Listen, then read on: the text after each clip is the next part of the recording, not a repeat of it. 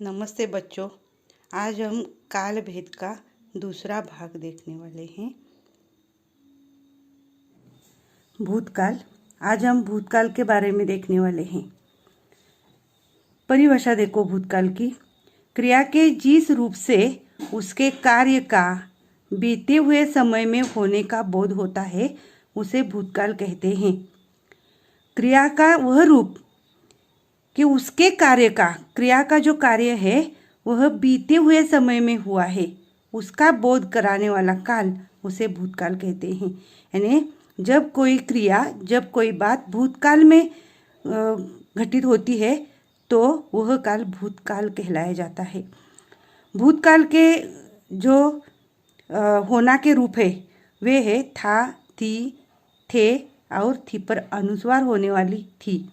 हाँ, भूतकाल में होना के रूप इस प्रकार होते हैं। भूतकाल के प्रकार: सामान्य भूतकाल, अपूर्ण भूतकाल और पूर्ण भूतकाल। सामान्य भूतकाल में जो होना के रूप आते हैं, था, थी, थे, थी, ये सामान्य भूतकाल में नहीं आते। अपूर्ण भूतकाल में था, थी, थे आते हैं और पूर्ण भूतकाल में भी आते हैं। हम आगे जाकर देखने वाले हैं। तो एक एक करके हम भूतकाल के प्रकार देखने वाले हैं। पहला देखेंगे हम सामान्य भूतकाल।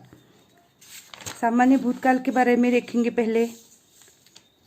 उसके वाक्य पहले देखेंगे हम। सतीश हवाई अड्डे पर उतरा। नौकर ने फल खरीदे। डेविड ने गाड़ी रोकी। उसने रोटी बनाई। अब मैंने यह जो अंडरलाइन किए हुए जो शब्द है वे हैं क्रिया। तो सतीश यह करता है, उसने कौन सी क्रिया की? उतरने की। नौकर ने खरीदने की। डेविड ने रोकने की। उसने बनाने की।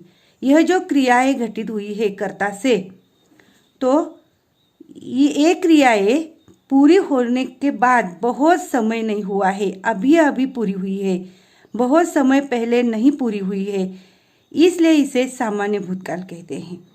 अगर ये क्रियाएं होने के बाद बहुत समय बीता हो तो उसे हम पूर्ण भूतकाल कहेंगे, लेकिन ये बहुत समय नहीं हुआ है, अभी अभी पूरी हुई है, इसलिए उसे सामान्य भूतकाल कहते हैं।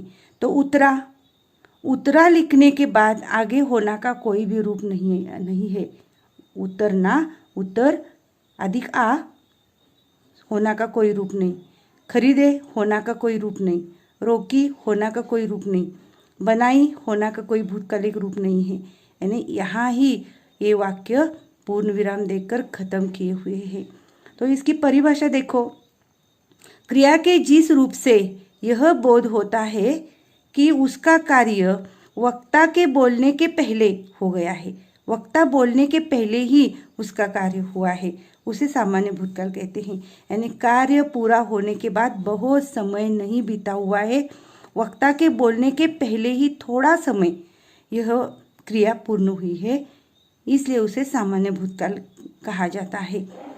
तो सामान्य भूतकाल में अगर क्रिया सकर्मक है तो कर्ता के आगे ने प्रत्यय लगता है। यहाँ देखो, नौकर यह करता, उसे ने प्रत्यय लगा है। डेविड यह करता है, उसे ने प्रत्यय लगा है। वह यह करता है, उसने ने प्रत्यय लगा है। देखो, सतीश को प्रत्यय नहीं लगा है, ने प्रत्यय नहीं लगा है।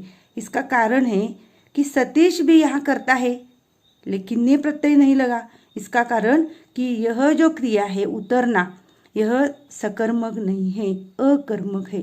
और खरीदना, रोकना, बनाना, ये जो क्रियाएं हैं ये सकर्मक होने के कारण इसे ने प्रत्यय लगा है।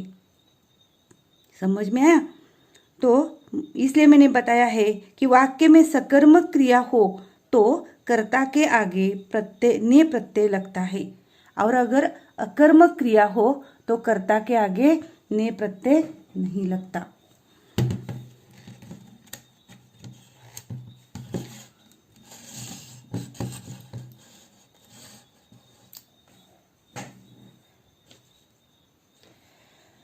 तो देखो, इन वाक्यों के आधार पर आप लोगों के समझ में आता है क्या कि हम किसे सामान्य भूतकाल कहेंगे। यह भूतकाल का वाक्य है, लेकिन यह पूर्ण या अपूर्ण भूतकाल नहीं है, यह सामान्य भूतकाल है।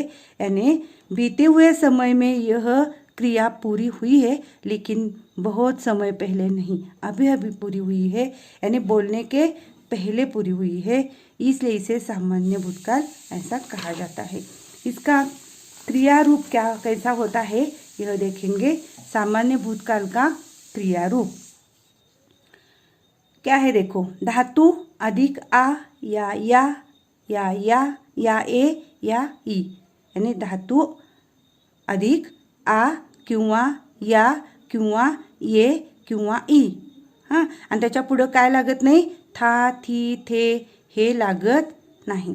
आता बघा, उत्तर हा धातू आहे, अधिक आ, उत्तर आ बरोबर उतरा, उत्तर अधिक आ उतरा, उत्तर अधिक आ उतरा झालं, पण उतरा था असं काही लागलेलं नाही। खरीद अधिक ए खरीदे, रोक अधिक ई रोकी, बना अधिक ई बनाई, इस प्रकार लिखना है, बनाई। तो धातु आपको मालूम है, उतरना यह मुख्य क्रिया है, ना निकाल कर जो बचता है उसे धातु कहते हैं। उत्तर धातु है, उसमें आ मिलाया, उतरा हुआ, उत्तर अधिक आ उतरा, खरीद अधिक ए खरीदे। इस प्रकार ये सभी क्रियाएं सामान्य भूतकाल की उपयोग में लाई हुई है। तो आगे देखेंगे दूसरा भाग, वह है अपूर्ण भूतकाल। दूसरा प्रकार है अपूर्ण भूतकाल। वाक्य देखो, माँ कहानी सुन रही थी, मैं क्रिकेट मैच देख रहा था, लड़के मैदान पर खेल रहे थे, स्त्रियां कुएं पर पानी भर रही थी। हाँ, मैंने अंडरलाइन किए हुए जो शब्द है वे ध्यान से देख लीजिए।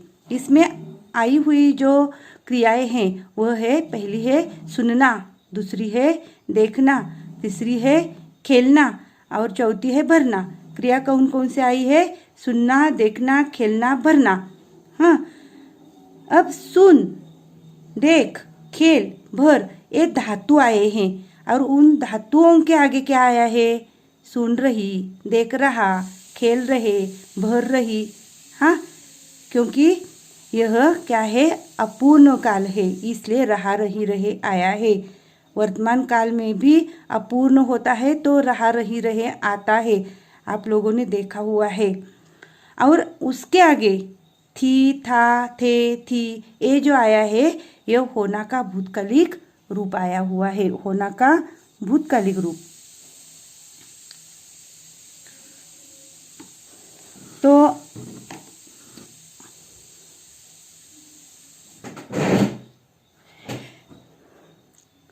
इसके परिभाषा देखो। हाँ, पहले एक बात ध्यान से देखना है परिभाषा के पहले कि यहाँ माँ कहानी सुन रही है, सुनने की क्रिया हो रही है, माँ कहानी सुनने की क्रिया हो रही है, सॉरी हो रही थी, माँ कहानी सुन रही थी, सुनने की क्रिया हो रही थी। मैं क्रिकेट मैच देख रहा था, देखने की क्रिया हो रही थी। लड़के मैदान पर खेल रहे थे, खेलने की क्रिया हो रही थी, कब, भूतकाल में, था, थी, थे, है। स्त्रियां कुएं पर पानी भर रही थी, पानी भरने की क्रिया हो रही थी, यानी सुनने की क्रिया हो रही थी, सुन रही थी, यानी अपूर्ण क्रिया है। यहाँ क्रिया पूर्ण नहीं हुई है, क्रिया शुरू है, पूर्ण नहीं हुई है। कब, भूतकाल में शुरू थी। वह कहा कब शुरू थी, भूतकाल में। क्रिया के जिस रूप से यह बोध होता है कि क्रिया का कार्य, उसका कार्य यानी क्रिया का कार्य बीते हुए समय में पूरा नहीं हुआ अपितु जारी रहा। बीते हुए समय में क्रिया का कार्य पूरा नहीं हुआ था, अधूरा था, जारी था, शुरू था, उसे अपूर्ण भूतकाल कहते हैं। देखो, माँ का कहानी यानी भूतकाल में यह वाक्य है। उस समय माँ कहानी सुन रही थी, अब नहीं सुन रही है, सुन रही थी। हाँ, मैं क्रिकेट मैच देख रहा था, उस समय।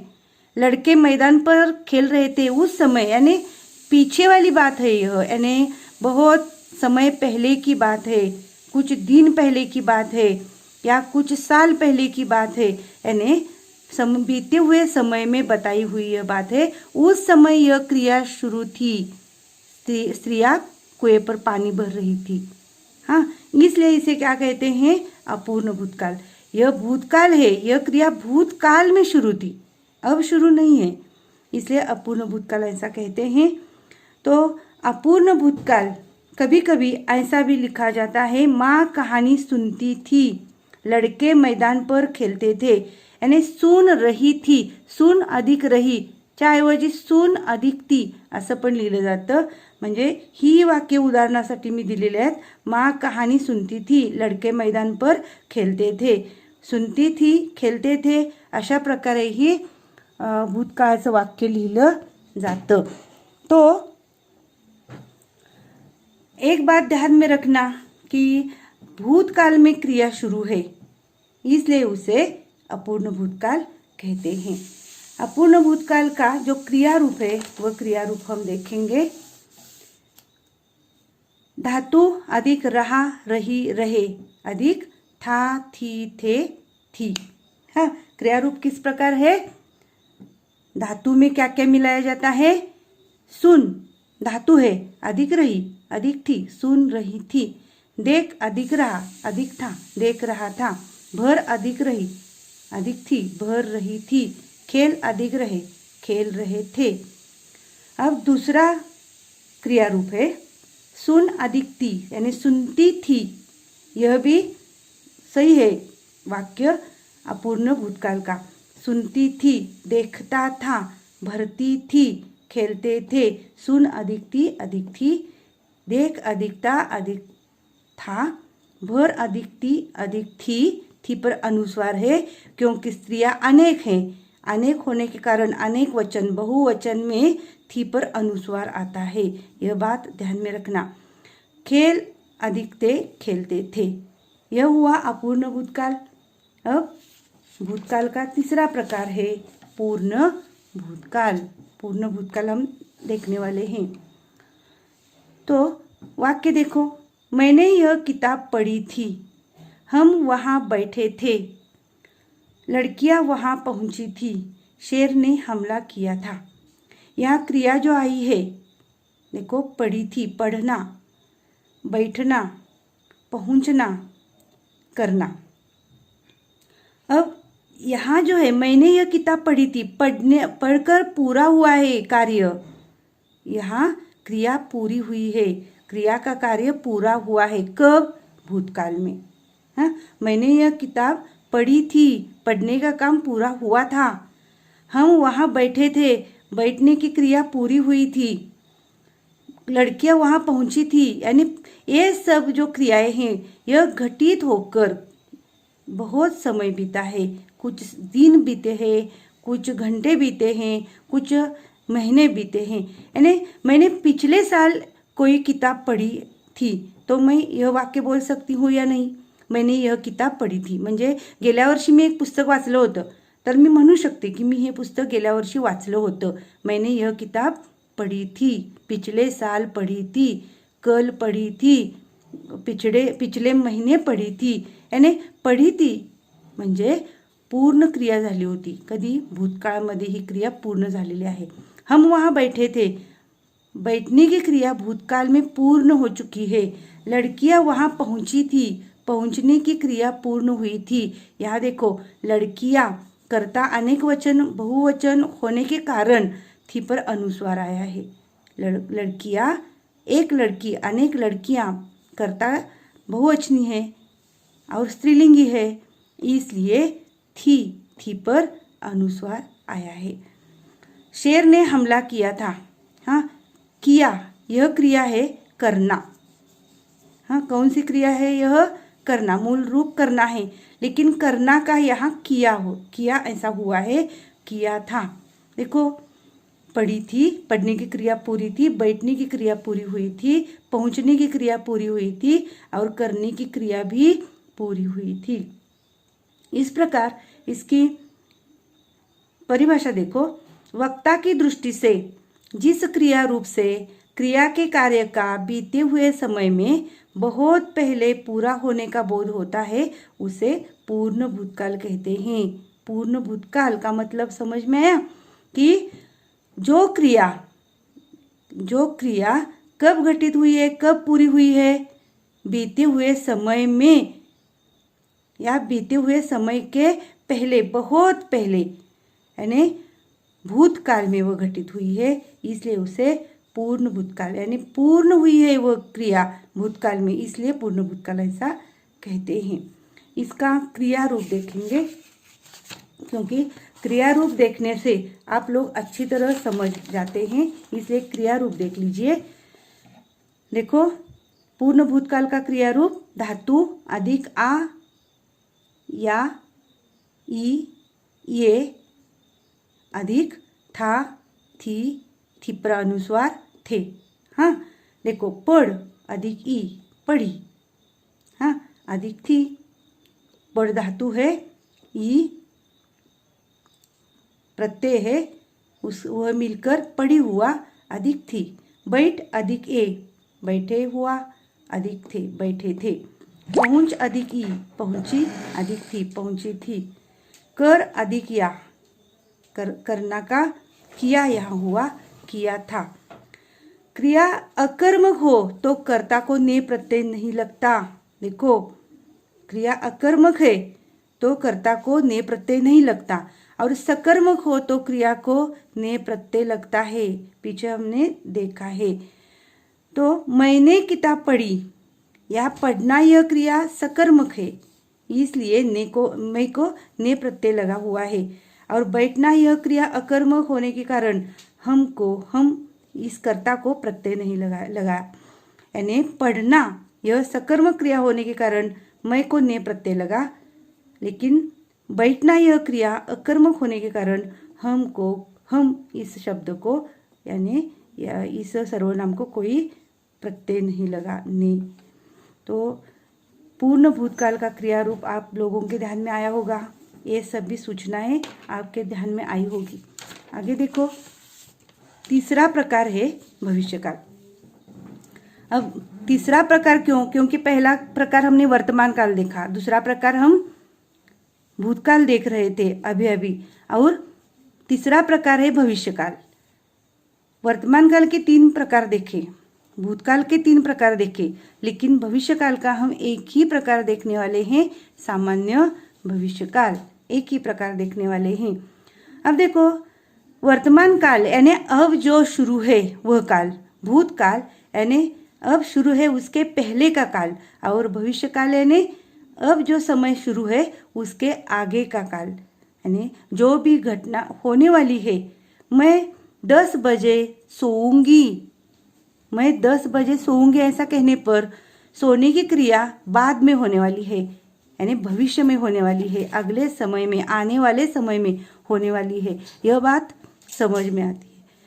कल मैं स्कूल जाऊंगी, कल की बात है, जाने का काम मैं कल करने वाली हूँ, यानी आने वाले काल में करने वाली हूँ, इसलिए वह भविष्यकाल का वाक्य हुआ। अब यहाँ मैंने उदाहरण के लिए कुछ वाक्य दिए हैं। दीदी कल दिल्ली से आएगी, मैं एक अच्छा नागरिक बनूंगा, हम कसरत करेंगे, तुम फल खाओगी, तुम अब नहीं बोलोगे, लड़कियां गाना गाएंगी।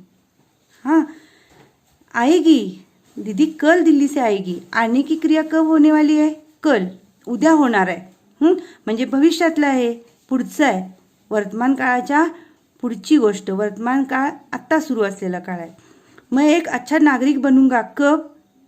अगले काल में, यानी भविष्य काल में। हम कसरत करेंगे, कब करेंगे? यानंतर कधीतरी, उद्या, परवा, किंवा हा तास झाल्यानंतर, हे समजून घेतल्यानंतर, म्हणजे चालू असलेल्या काळानंतर।